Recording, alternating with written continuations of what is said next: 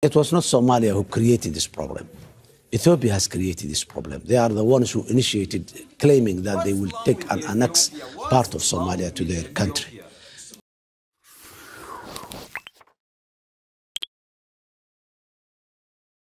Thank you very much for being with us, sir. We have plenty of questions for you. Starting with this one.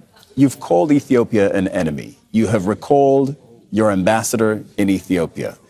You have ruled out mediation with Addis unless they pull the plug on this deal. So how do you expect this crisis to be resolved then? Well, first of all, thank you for having me here. And then it was not Somalia who created this problem. Ethiopia has created this problem. They are the ones who initiated claiming that they will take and annex part of Somalia to their country. But they don't say they're annexing. They say it's a commercial deal. No, it is not. Ethiopia has commercial interests in Somalia. There's in Berbera, they use Berbera port, and they have a stake of 19% even in the ownership of the service of Berbera. And the place where they are now saying is just a few kilometers away, few hundred kilometers away from Berbera. There is no need for that. Whatever it is, let us assume that they need another port. And this is what we have been discussing for a couple of months ago. The issue is not, will Ethiopia access to the sea? They are free to access throughout Somalia. Where? Everywhere in Somalia. But the question is how?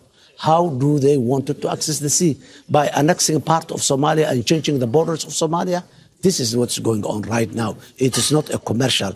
It is an annexation of territory. So as you know, Ethiopia says it's not annexation. They say it's also not a formal recognition of the sovereignty of Somaliland. They say it is a commercial deal. And I just want to remind our viewers of what this potential deal is. The memorandum of understanding between Ethiopia and Somaliland is that they would rent a 20-kilometer stretch of coastline in Somaliland for half a century, for 50 years, for commercial purposes and for a military port as well. What is the part of that that angers Somalia? First of all, Somalia is an independent and sovereign state.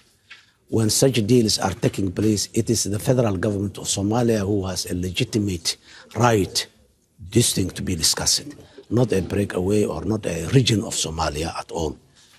And above all, commercial and military base mixed together and doing one thing, that's one. The other thing, if it is a 20-kilometer strip of land in the coast only, how that strip of land and how that port is going to be connected to Ethiopia by passing through Somalia, that's another one. The other one, it is in public domain. Ethiopia said we do this in exchange of recognition. We recognize Somaliland. That's a public and that's official. And they said, they didn't say it only one time. The Prime Minister said, the Minister of Foreign Affairs said, the National Security Advisor said, many other leaders in Ethiopia said. So the recognition is there. But they have walked that all the way back, Somalia has. They have said this is not an official recognition of the sovereignty of Somaliland. We don't have that yet. It's you who have that. No, they put it on Twitter. No, the Twitter is not the way to communicate between states. Have you spoken to the Ethiopian Prime Minister then? No. Why not? Why do I speak? Because he's taking part of my country and he's claiming we are not equal partners. When he said, I do not recognize Somalia, I recognize Somaliland, which was part of Somalia. Who am I talking to? He's talking to Somaliland. How does this get resolved if there's no communication between you and Ethiopia? He has to. You know, Somalia has not initiated this problem. It's Ethiopia has initiated. It is in the ball is in their court. They have to open the means of the conducive environment to communicate and to negotiate and to dialogue. It is up to them. It's not us. So what do you say to Ethiopia? I would like to say, Ethiopia, we are neighbors. We are not neighbors by choice. We have a history, long history, known.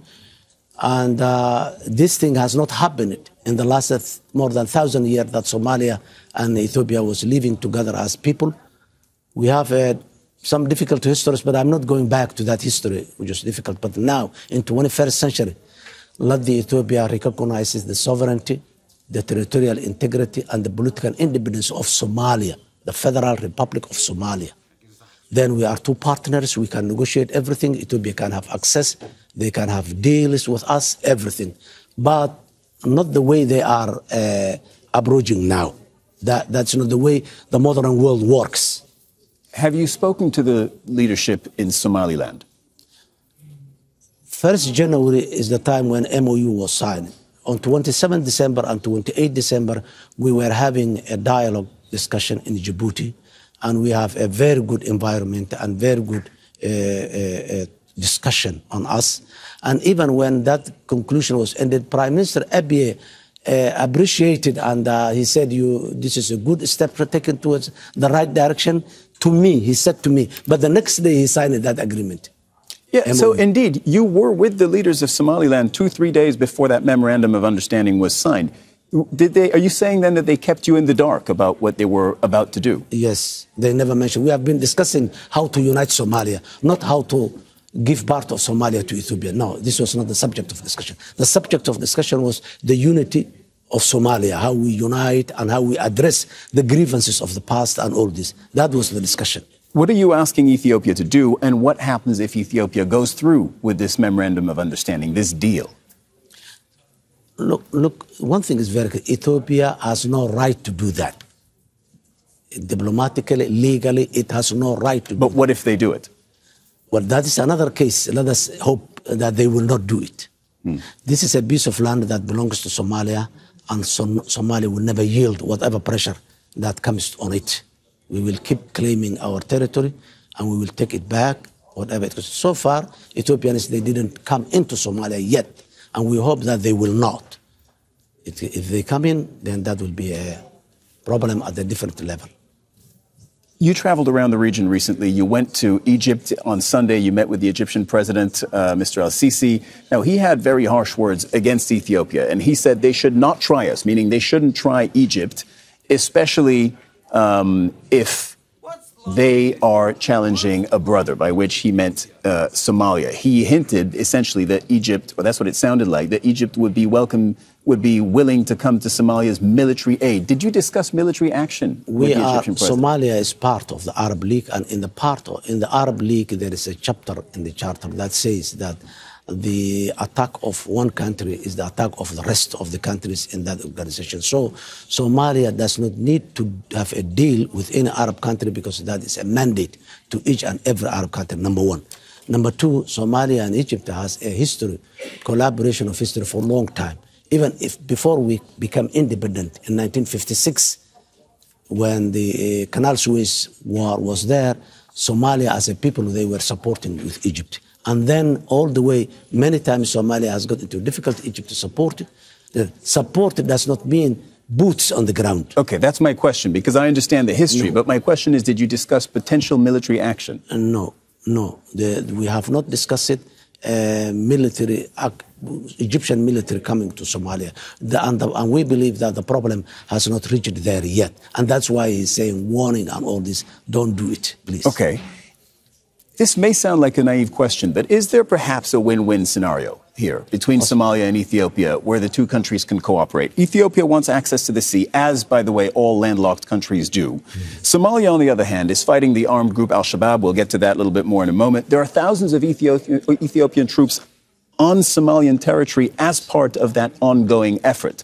Isn't there a way, perhaps, that the two countries can come to some kind of understanding to diffuse this crisis? I have to repeat it again. The question between Somalia and Ethiopia is not how will Ethiopia access to the sea. That's not the question. We want Ethiopia to have an access to the sea. But the question is how Ethiopia is going to have that access to the sea. That's number one. And that if Ethiopia is ready, we are ready to discuss. But grabbing a piece of land, we are not ready for that. Regarding the issue of al-Shabaab, al-Shabaab is not a threat to Somalia only. Al-Shabaab is a regional threat, is a continental threat, and it has been, this Shabaab has been interfered in Ethiopia, in Kenya, in Uganda, in Djibouti, and in Europe even. So Shabaab, it just happened that they are in Somalia, but they are not problem to Somalia only. So Ethiopia, but mainly to Somalia. Well, let us say, except mainly, but Ethiopia, number one, they were there as a part of the mandate of the African Union mission there. And then they were there bilaterally. When there is a trust and good relationship, such thing can happen. We have bilaterally agreed to come in and support Somalia. That's where they are, how they are in Somalia. But now, people who have been contributing theirs and adding their blood together to defend a common, to defeat a common enemy, now comes back again, and this is a backbiting. Specifically on the issue of the fight against al-Shabaab, this has been going on for more than 15 years. This is something that already plagued your country, Somalia, during your first term as president a number of years ago. They haven't been defeated. So the question is, can they be defeated? Yes, they can. And we have proven that they can. Where's the evidence More than 50% of the territory they were controlling, they are not controlling today. They have been squeezed into a smaller area than they were a year ago than today. And we keep continuing. These operations is going on as we are speaking here. And mainly, these operations are done by Somali National Army and Somali Defense Forces are doing these operations, most of them. So we believe, based on the experience and the successes that we made in the last 1.5 years, we believe that we can defeat al-Shabaab militarily. It may take some time ideologically, but militarily we will definitely defeat them. The fight has been going on since 2006. And as I mentioned, it lasted during the entirety of your first term as president of Somalia. This was in the 2010s. Is there a point where you would consider negotiations with al-Shabaab instead of a military defeat? When they are ready, we are ready, but they are not ready. They don't believe a Somali state. Have you tried? No, they don't. This is a public domain. They don't believe a Somali state. So how do I negotiate with someone who basically does not believe a state in Somalia? This is a problem. The real problem is this. These people, they have a global agenda. They don't have a local agenda. This is not Taliban, who has a local agenda in Afghanistan. These people, they don't have local agenda. This is Al-Qaeda. They have a global agenda. How do I negotiate with the problems of Muslim problems that exist in Europe or in somewhere else? This is, for us, it's our local. The President of the Federal Republic of Somalia, Hassan Sheikh Mohamud, thank you so much for joining us here on the studio. Thank you very much. Thank you.